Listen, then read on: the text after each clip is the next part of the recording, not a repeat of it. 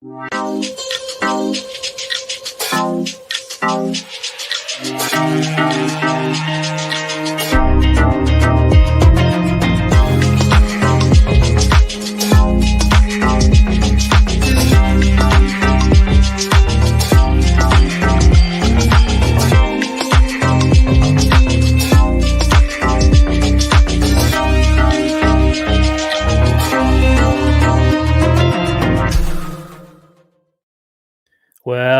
welcome everyone to the Week 7 Draftstars NFL Show presented by Draftstars, Australia's #1 daily fantasy platform for your NFL daily fantasy. Smatho is back here for another week with my mate, Magnetic Guy, Tom.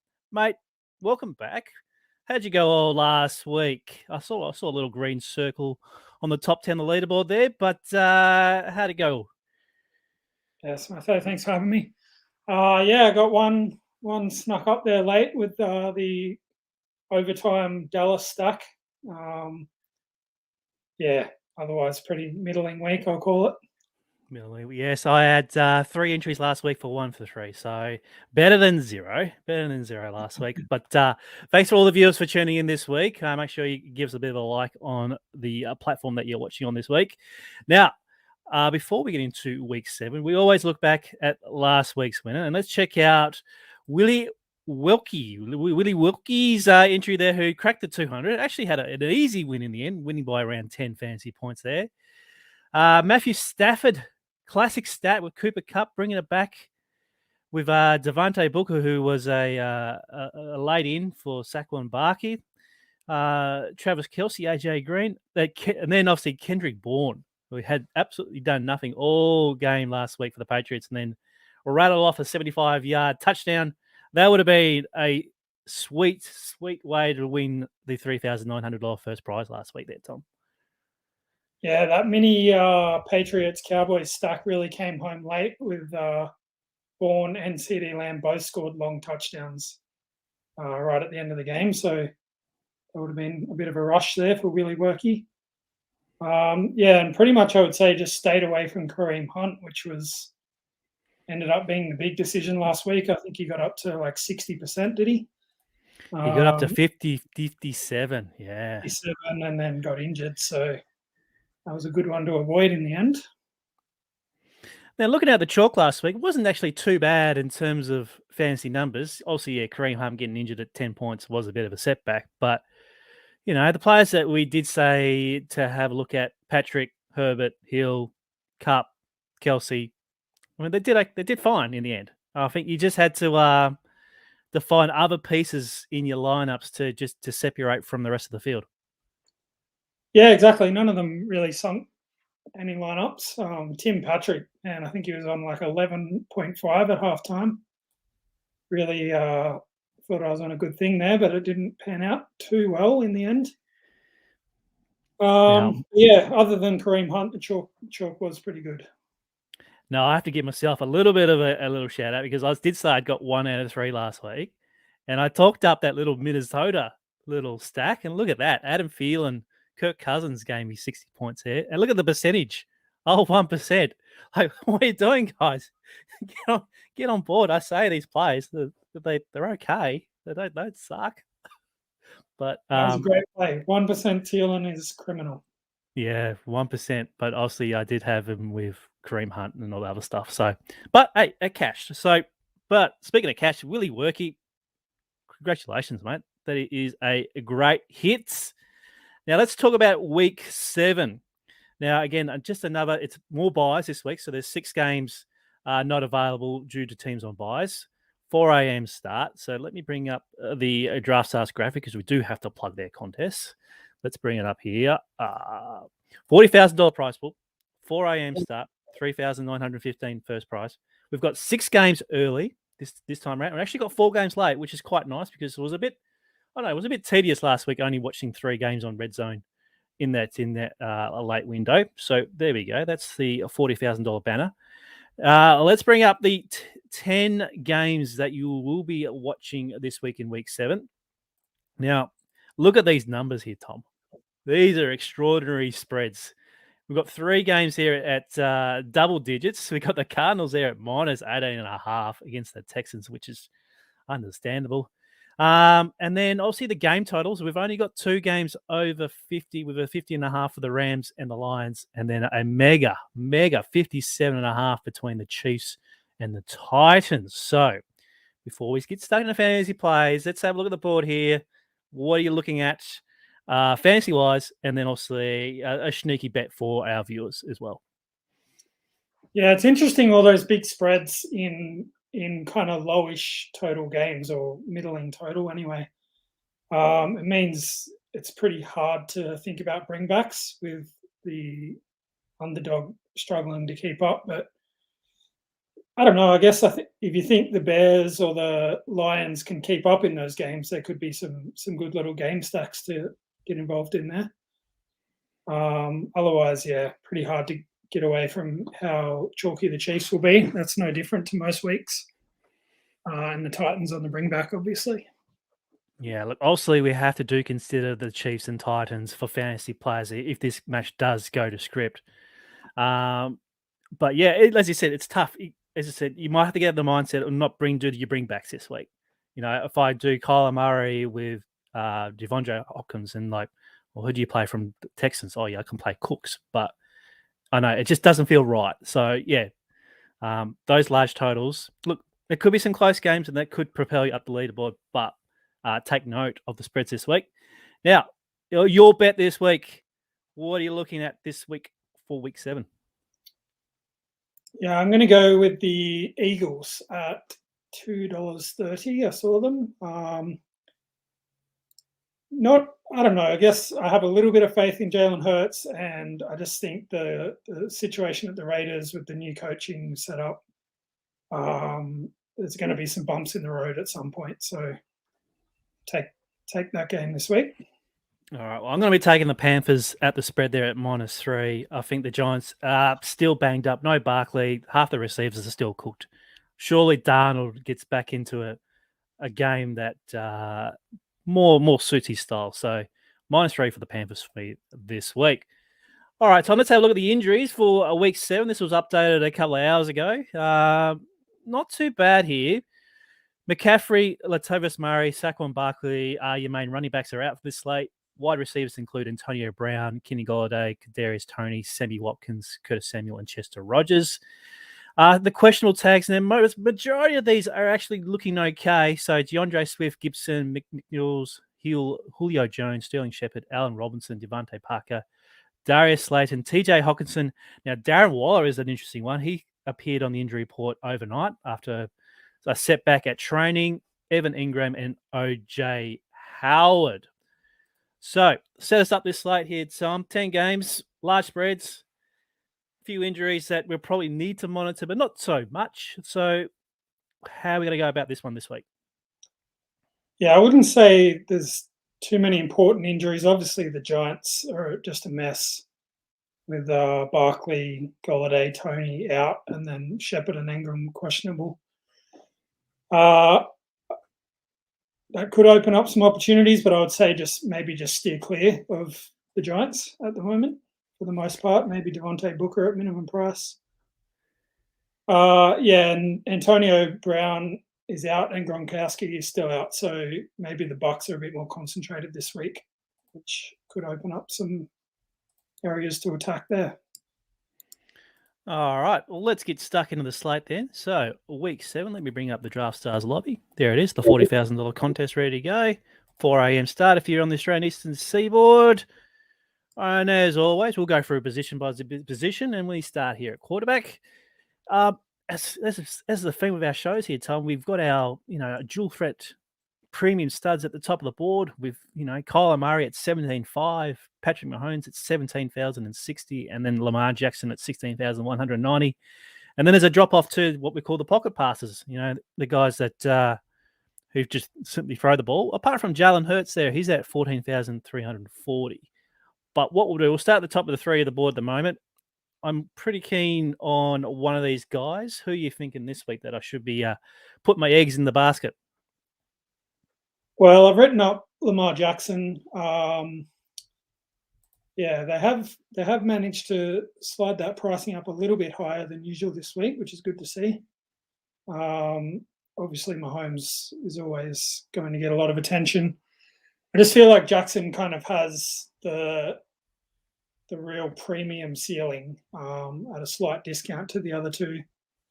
I do like that matchup as kind of a game that could stay close, but still, a high enough total game potentially. And obviously, whatever happens for the Ravens, Jackson is involved. So if you believe in the Ravens, it's a good week to get on him, I think. Now, more people will be getting on Patrick Mahomes here than I think any other quarterback on this particular slate. The numbers are great. There's nothing under 20 there. He's kind of, matchup proof, but now he gets, a team that the Titans can't defend. I know they can't defend either. So you got to put your biases aside and think and just play the best play in this tournament. That's never bad advice, but I would say at that price, like he probably needs 35 plus to really rise above the other options at quarterback. And as you can see, he's done that one out of 6 so far. So it's not a sure thing, but if you like the play, can't advise against it. Okay. Kyler Murray just too expensive for that particular 8.5 point spread. Maybe, yeah. Could be a game to take some shots at the Cardinals running backs or something different like that. Fair enough. All right, as we scroll down, I did mention about Jalen Hurts at 14,340. Those are good numbers as well. And obviously a matchup against Vegas, which, not a bad side this year. Obviously a coaching change. But at that discount, it looks pretty appealing. Yeah, again, he's he hasn't really shown that true ceiling yet, but he's obviously just incredibly consistent with his dual threat ability. So I do like the game. I don't think you can go too far wrong with Hurts, but again, you might find a bit more ceiling elsewhere. Look, that's 4 rushing touchdowns in his last 2 games, and he's only passed for 1. So yeah, that helps, doesn't it? That does very help. All right, anyone down towards the bottom here? Obviously, this falls away pretty quick after Tannehill. If you think he can keep up with the Chiefs, he's pretty good play. Brady's there. That's not a bad price at 13,880 for Tom. With no Antonio Brown, his target's starting to disappear. Like he's got no Gronk, he's got no Brown. Does that affect him that much? Personally, I think that's a good thing. Like we can see he's gotten there like 4 out of 6 games already this year on that price. And I think it just makes the stack that much easier. You're sticking with Evans and Godwin and happy days. Sort the rest of your lineup out from there. Now, there's one particular player that you wrote up on Daily Fantasy Rankings. Who is this guy? And tell me why you picked him up. It was Sam Darnold. Yes. Not sure if I can justify it. No, obviously he had a pretty good start to the season. It looked like the talent was starting to show through on a decent team now. Hasn't gone so well the last couple of weeks, but I think long term we have to believe a bit more in what we saw in the first month. The price has come down enough that I think he's 25 plus points is definitely within play this week. It's a great matchup though. Banged up Giants. Yeah. All right, let's move on to running back. Now, it's Derrick Henry. It's pretty much we don't have to, make cases for playing him or cases for not playing him. Look, the ownership is there. The price is still way too cheap. So tell me, if you're making your 100 plus whatever lineups you make, how much are you having of Derrick Henry? Give us the scoop. I don't know, 40% off the top of my head. Find out what the cruncher thinks about that later on. I can't believe, just look at those scores and he's gotten cheaper somehow. I was expecting him to be up near 20K this week. So, can't really get away from it. Great matchup. Just, great player. Got to have plenty of him. Yeah, you just got to temper your ownerships like ever. You you can go 100% if you're playing 2, 3, 4, 5 lineups, but yeah, when you're in your type of league where you're pumping out a few more, yeah, you can't. Yeah, it's a gift, really, but it's a tournament. If he fails, then you're going to get a leg up against everyone else. So I wouldn't go too crazy. Now, obviously, the other player that we need to look at is the Giants backup in Booker.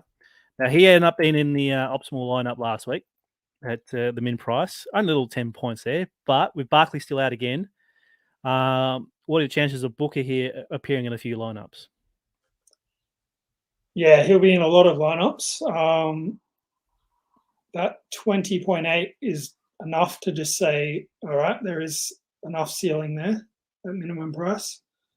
And you can see he gets a little bit of passing game work, which is important because, yeah, if that game gets out of hand, we need him to still be involved in a negative game script. So, yeah, can't knock him. I guess he's been priced with the expectation that Barkley might have come back. So yeah, once again, it's a bit of a gift for us this week. So we're going to be seeing a lot of Henry, a lot of Booker combos here. So what ways can we avoid these kind of two in running backs this week? Who you got your eye on? Yeah, there's not much in the mid range, so I think it's a case of if you want to fade Booker and throw some other cheap darts. There's a few there. I mentioned the Cardinals running backs in that great Houston matchup. If either of them can manage to fall over the line for a couple of touchdowns, they can get there. Maybe the Raiders. We said we liked that game. Josh Jacobs and Kenyon Drake are both pretty cheap, and we saw Kenyon Drake finally had a role last week now that John Gruden's gone. So yeah, either of them could be very much in play.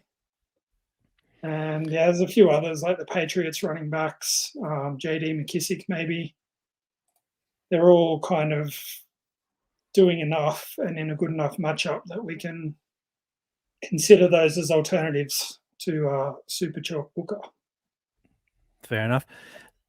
What if we want to get off Henry? What about up the top of the board here? Obviously, Aaron Jones there at 17,040, looks overpriced against Derrick Henry, but it's only $400 more.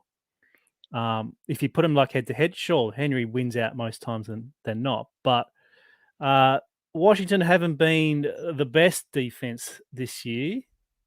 It could be a little sneaky here for Jones if you got the money, I guess. It's scary. I think Washington's problem is more their secondary. That amazing defensive line I don't have the stats here, but I'm sure it can slow the run down pretty well. So it makes it tough for him to get past Henry in such a good matchup. I guess it's worth having some shots at it, but probably wouldn't prioritize Jones over Henry. Fair enough. All right. What about Henderson? Yes, I was going to ask about Henderson at 15,310. So obviously this is an absolute peach of a matchup against the Lions at a huge spread.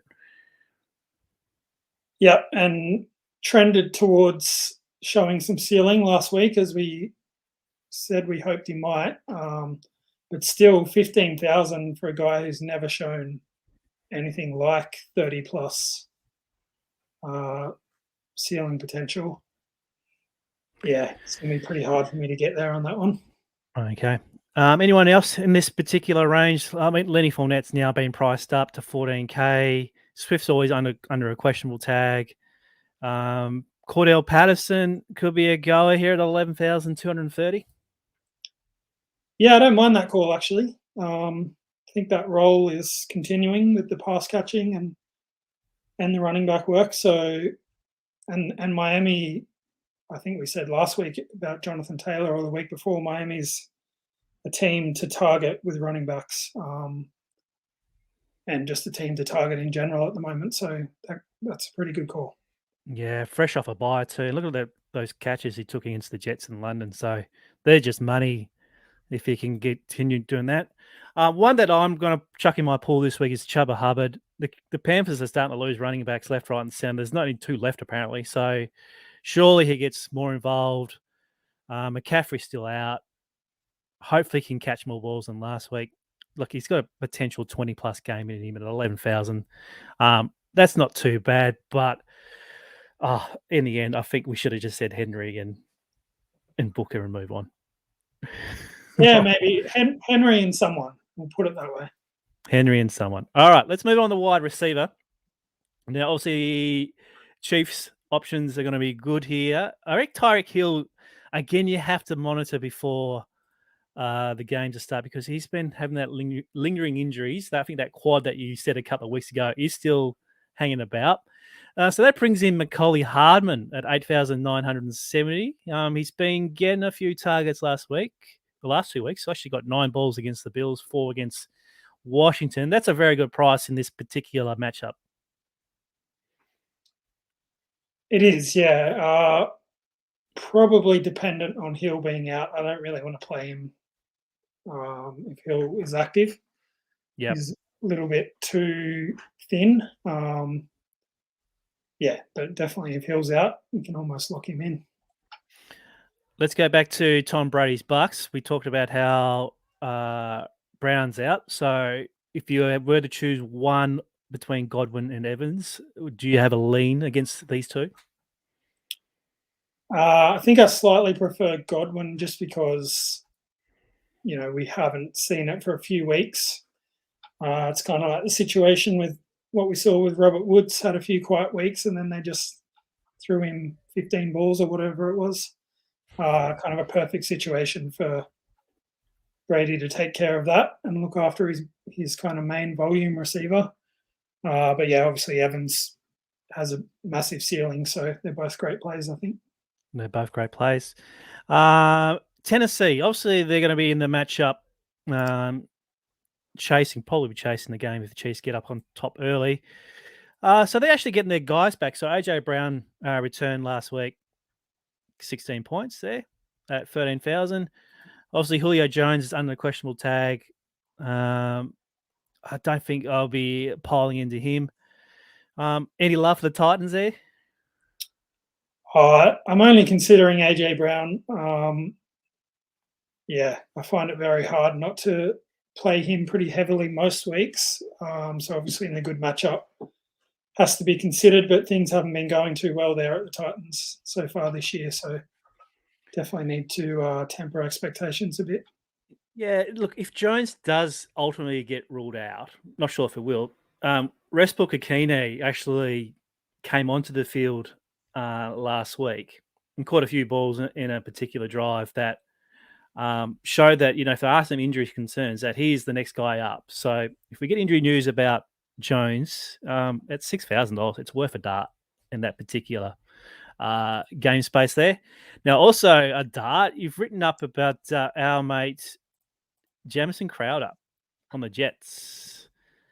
He's there at 6,620. And look at his game stats the last 2 weeks there. So 19 on the 4th and 8 points there. What's happening here? Why Jamison? Well, I know he's fallen out of favour a bit this year, but he's kind of in the past been a solid 15-point guy pretty consistently. And now the Jets are a bit banged up. It's down. Corey Davis is still active, is he not? He is, but yes, I think it's basically going to be Crowder in the slot, Davis on the outside, and then Moore and Cole kind of sharing the third string role. So should be a fair bit of volume there for Crowder. Zach Wilson probably needs to rely on someone like that a bit more. More of those safe throws over the middle of the field. And yeah, I mean the Patriots matchup isn't the softest one in the world, but it's not too bad. So I think it's a pretty safe value play. Now, one team that I was keen on last week and kind of didn't pull for me was the Giants. Look at all those injury tags once again. Kenny Golladay is obviously out. Tony is out. So that leaves Shepard, Slayton, and likely to be Ross. And Shepherd at 11,020 will probably be the main target here for the Giants. And then I said Slayton last week, but he ended up not playing. So he's going to be there at 7,140. Can I back the truck up on the Giants if I can figure out their injury news? Yeah, I'm not sure on the status if anyone's in doubt of those questionable tags, but I don't think I'll be doing it. You're not touching it. I'll play some Booker and maybe some Panthers, and that's about it from that game. All right, fair enough. Any other players that you're looking at this week before we move on? Not really a wide receiver. I think we've got, up top there's plenty of good matchups. I wouldn't say anyone's like underpriced particularly. So yeah, just go with your stacks, and just whoever stands out to you is a nice play. A little sneaky one for me before we move on. Marquise Brown, no Sammy Watkins. He's in my pool this week, so for obvious reasons. If we're going to have Jackson, you might as well have him as well. Yeah. All right, let's move on to the next position, which is the tight end. Now, Kelsey always commands attention there at 16,800. But those scores are not great. I mean, if there's ever a game to get excited about, would be this one, though. Well, yeah, I don't know. Maybe we're all just kind of remembering how good the Chiefs have been in previous years a bit too much, because Mahomes hasn't quite hit those ceilings. Kelsey obviously hasn't. Hill has a couple of times, but things are just a little bit more clunky there. And with him priced up, like he'll still be in my pool, but I think I prefer to save some salary at tight end. All right, so we're saving salary. So who are we looking at here then? Two guys I've talked up a few times already is Higbee and Gesicki. Yep. Higbee last week I played a fair bit of, and I saw him get cut down at about the 2 or 3 yard line a couple of times. Yeah. So yeah, he's not popping on the box scores there, but he's getting enough work that, when things do break his way, he can have a big week. And Detroit is a good spot for that. And then Gesicki just continues to kind of be the volume guy at the Dolphins. Yeah, that's another team where nothing's really going right, but Gesicki seems to be one guy we can rely on. And then I think in Dallas Goedert with no Zach Ertz anymore should get some more targets this week. Yeah, absolutely. Both him and Ertz become more interesting because they're not on the same team anymore. So yeah, obviously Ertz is pretty cheap in the Texans matchup. Could easily see him getting a cheap touchdown or two. And yeah, Goddard should get, a decent amount of extra work. So he'll be a good stacking partner with Jalen Hurts. And how's my boy Ricky Seals-Jones going? He looked good again last week. Maybe the price is not even close to high enough for him just yet. Oh, jeez. It's a bad matchup against the Packers, though. That's probably the only thing that's holding me back this week. Yeah, got to keep an eye on Waller, though. I think, is that the late game in Vegas? I do believe so. Yeah, just keep an eye on that. No, yes, it is. There we go, the Raiders. So, yeah, I like those cheaper options against Kelsey. Sure, look, there's a bit of FOMO there in terms of I've got to play a Kelsey if I'm going to play a Mahomes, but yeah, those other options there gives you much more money to spend. All right, and the last one. So the special teams defense. Once again, Draftstars just know how to spit out the top against the Texans there. We were all right on the Cardinals last week. They got 12 points, and they're actually pretty popular. They ended up being 20% owned. So what darts are you throwing this week on defense special teams? In the article, I wrote up the Jets, mostly just because that's kind of a gross game with two rookie quarterbacks, and the Patriots side of it is priced up a bit too much. Yep.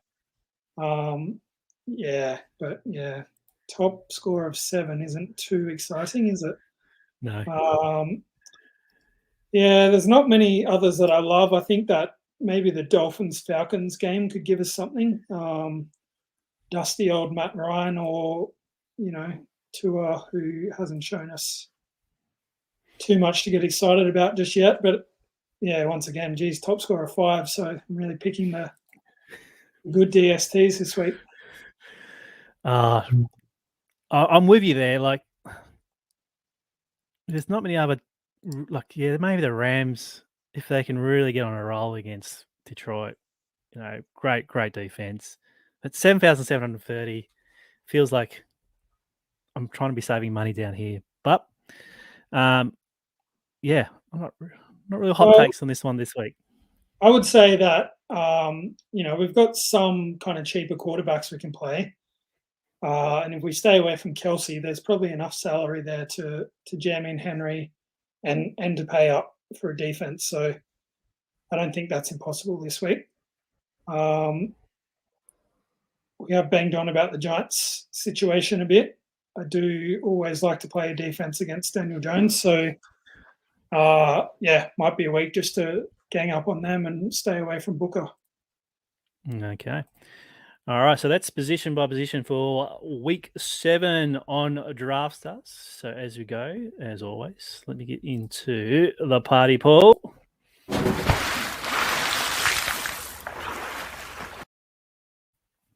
All right, this week, more condensed pool again for us. So Mahomes, Lamar Jackson, Brady, Hurts, and Darnold are my quarterbacks. Henry, Booker, Henderson, Chuba, and McKissick are my running backs. Possibly I'll look at the news as well, just in case there's anything that pops up. Evans, Godwin, Tyreek Hill, Macaulay Hardman for the Chiefs, Crowder, Hollywood Brown, Devontae Smith if you're pairing up with Hurts, Cooks if you're doing a bring back if you want to, DJ Moore for the Panthers, and over the page, Kelsey, Goddard, Ertz, and Higbee are my tight ends. And then, as we just discussed, the Jets, the Dolphins, and the Falcons. All right, Tom, any other final thoughts before we wrap up the show? Nothing really springs to mind. I think there's enough interesting mid-tier games to get a bit different this week. So I think it should be kind of an entertaining slate. Yeah, don't be afraid to think, oh, it's so easy to do the Chiefs game and then think you're going to print money. Just have the mindset of, okay, let's get funky and see what we can do. You never know. Yeah, that's right. Otherwise, it's you and your, 40% of the field battling each other over the Chiefs game. So that's never much fun. Correct. Well, thank you, mate. Thanks for all your insights for this week. Join us, obviously, next week for week 8 for the Draftstars NFL Show. Make sure you drop us a like as you go out of the show. Any questions, reach of us at RankingCFS or at dailyfantasyrankings.com.au. And with thanks for Draftstars, good luck for this week's prize pool for the NFL. Thanks, Tom. Thanks, Smatho. Yeah, enjoy the rest of your day. See you then. See you.